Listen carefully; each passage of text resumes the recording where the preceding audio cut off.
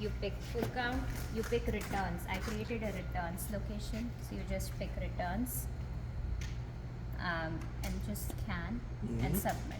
That's it. That's it? What about the PO? PO is already there. It won't go away. The tag. So that fingerprint's gonna, like I said earlier, it's gonna know what PO it went to. Yeah, because when you take it out, the PO is already associated.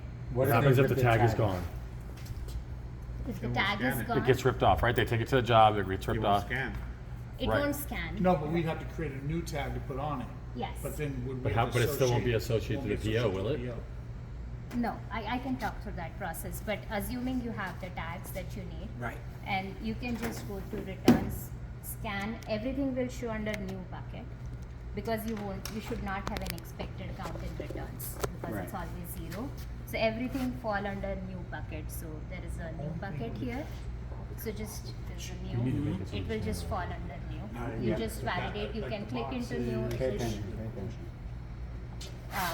everything will go under new, and when you click into new, you will see what product and what's the count, like you see for view Yeah, details. 4 things, 3 things, whatever it Exactly. is. So you'll have UPC and the count, Okay. and then you submit. That's What it. about if they got multiple POs with that item and they bring multiple? Again, if the POs? sticker's on it, we'll be good. If the sticker's not on it, it's gonna be challenging. So PO information is embedded. Yeah, it's in, yeah. It's in that sticker. Yeah, so like right now, any transactions that we did, the PO information is sticking on the tag.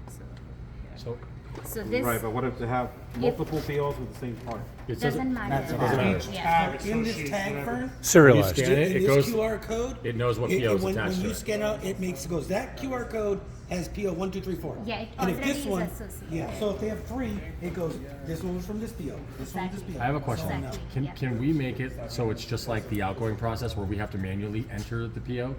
Is that a possibility? Why instead would of you it? do that? Because you know this is going to be mixed stuff when it comes to So Doesn't- what? That was Hold my on, question. hold on. So what? and the tags are all going to be missing on sheet metal.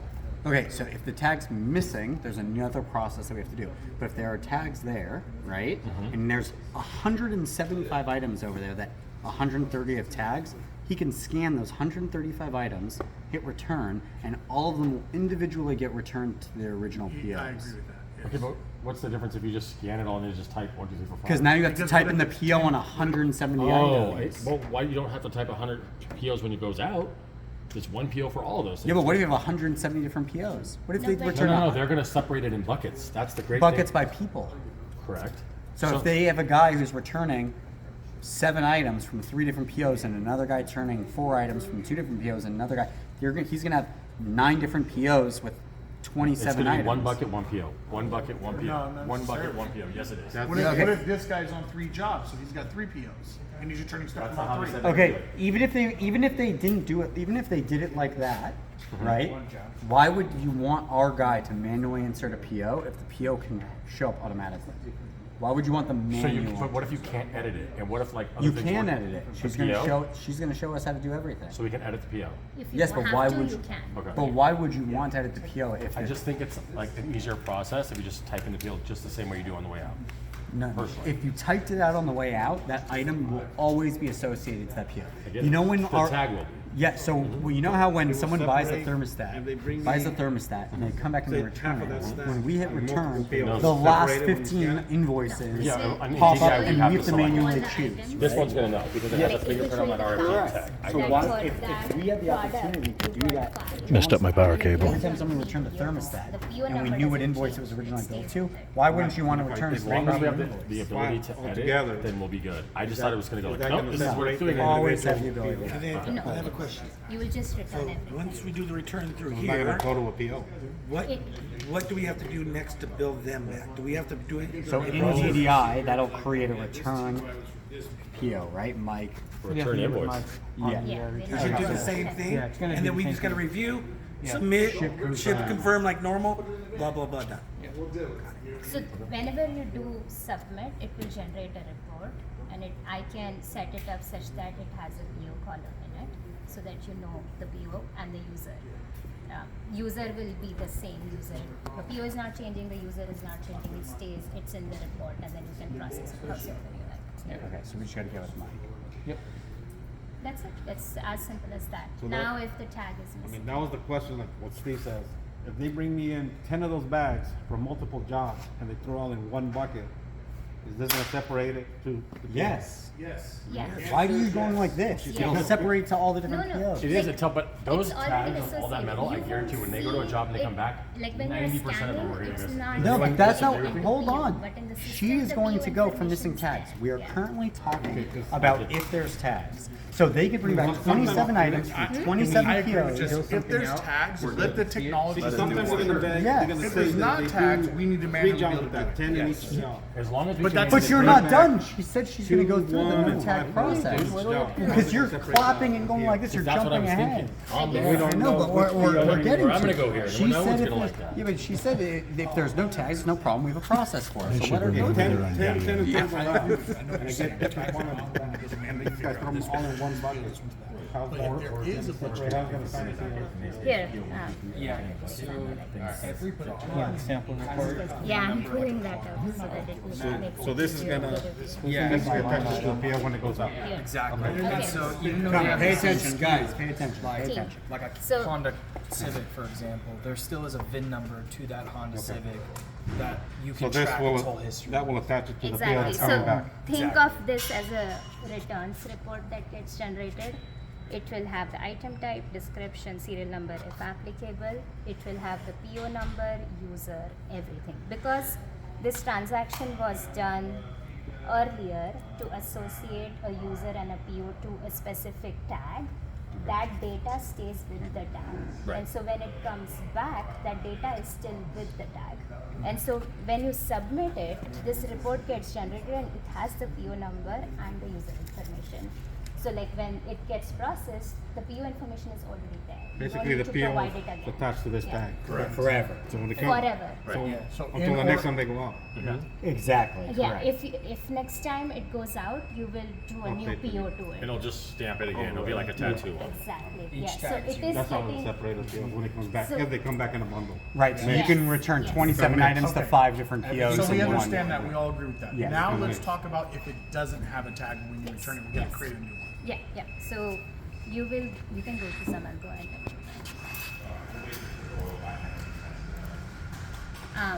go to the home screen. I do have you have a filter on. So there is, I guess the question is you don't know which item came back, like the tag. You don't know Well, what yeah, tag. we'll went, know, yeah. but we wouldn't know necessarily what PO. we'll know. Yeah, we wouldn't know what PO. We would know the item, but we won't know what PO it was originally attached So you do item, right? So you don't know the PO, but you do know the user.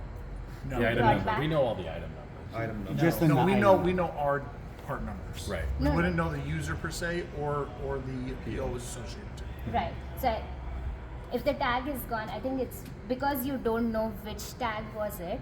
The best thing is to create a new tag at That's that what, point. yeah, yeah. that's Yeah. what I thought. So, Yeah. but then we still, for them to bill it, we need to associate back to their PO. So we need to That's give why it's that edited. tag a PO. So, but if you don't know the PO, how will you? This is why now we go back to Conus's thing and use a blanket PO for anything that happens to not have a tag. So Correct. what happened is I they're agree gonna with put it all in the bucket, right? Right, right. And they're gonna have a piece of paper that's laminated, and they're gonna write PO 1, 2, 3, 4, 5, and they're gonna put it in the bucket with the If you PO. know the PO, then yes, then I can talk to that. We're gonna Okay, know. let's We do will that. know the PO. You know the PO. Yeah. So then, if you type, can you type manually? You type the PO number, it will pull up the information, assuming like So all past transactions. all past transactions. So it's gonna do like TDI does, and then we can select. Correct. Yeah, let's say they don't even put it in the right bin. We can hypothetically take that that part number, type the part number in here, and it's just going to pull up all the last transactions. We gonna can be like click the TDI. most So recent. I can enable. So I think one thing to keep in mind: eventually these line items will go away from here once it's consumed, it's billed, it's gone. Got it. It's not here, but I can enable the search by PO number over here. So you can see anything at any given point. What are the list of items that was associated to that PO? Oh, that makes it easy. So you could just type the PO and it'll bring up everything. Everything. What about the line makes item? sense. If you type in the line item, will it pull up every single PO that's been filled When out? you say What was on that line again? Part number. So if I want to type in part number consumption, item, no, it won't. Because part number. what if we don't know the PO?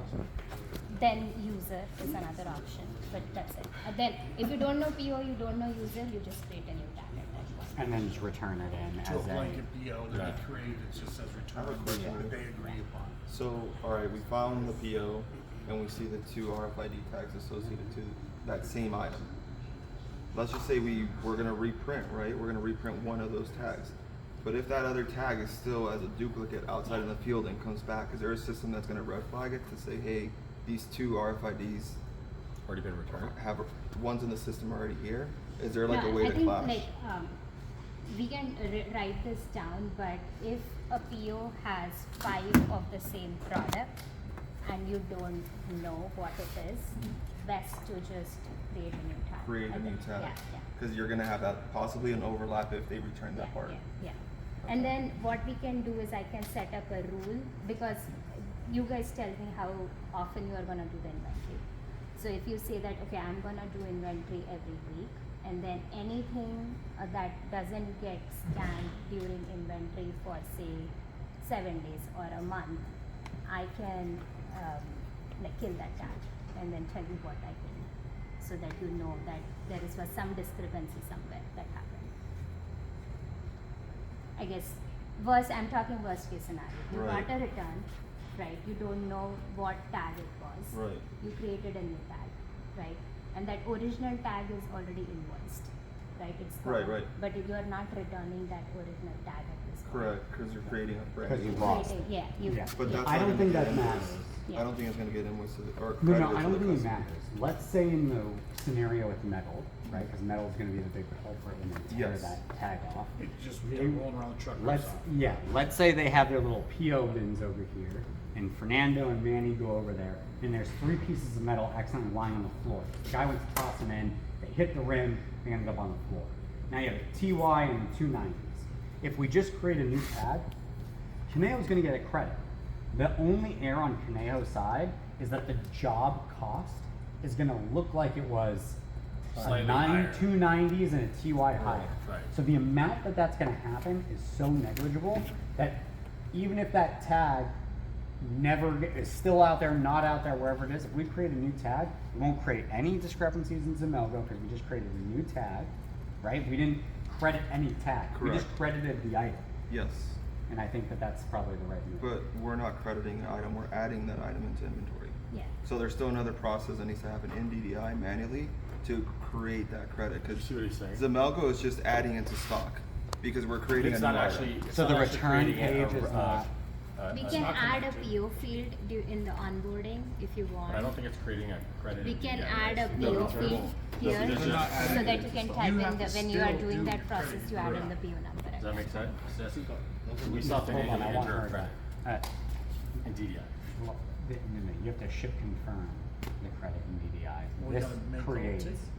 this will create, Raul's gonna get with Mike, when we go into the return field here, this return field is gonna create an ecom return credit order Same way worksheet. Dave does going out. Same way it's doing the Yeah. invoice. Okay. And then we should. And we Is ship that it- correct, Renuka? If, I didn't understand your lingo, but If yeah. there was no label on that product and we recreate a label Mhm. as a return, Mhm. it'll show it into Zemelgo as a return, not as an added item Yeah, you can into put, stock. put it, I think we'll have to discuss on how to set that up, but it's doable. But I think the other question we were talking about is, like, when the product goes out, it creates an invoice in our system DDI for the customer. When we bring it back in, does it create a credit in DDI? Yeah, we'll do Oh, that. it will. So it will? Yeah. Okay, perfect. Yeah, so you'll have one in, one out, one in, depending how many times they do that PO or whatever. Yeah, so what I'm thinking is worst case scenario, you're gonna have credits on an invoice, on a PO that says returns. Right, Right? just a blanket PO. And they won't know which job that is. for. Correct. But it shouldn't be like. No, No, it's gonna be Sometimes. Yes. Yeah, it's gonna be like 17 items a year. Right. Right? Like it's gonna be such small numbers. Right now, they have no idea what we're crediting to what POs. correct. They know nothing. Yeah, you just return all of it And they see just the have credit. credits to their. Yeah. They just have credits and debits. Credits and yeah, You exactly. don't go ahead for credit 1, 2, 3, 4, 5. Yeah, we just throw it to the most recent invoice. That's all we do. That's how they do it now. Exactly. You don't credit it I back. think we are in an edge case scenario, so Yeah. if that happens, we can establish some sort of manual process around Correct. it. Yeah, that's what All I'm trying to do, a all manual we process. need is to make sure that if there's no tag, Mhm. that there's an option when we create a tag that product can enter not as a transfer of inventory, but a return of inventory. Right. That's really it. So like right here when it says onboarding location, when it says large part depot, when we're transferring in stuff, this return needs to be able to do what you're saying, the auto.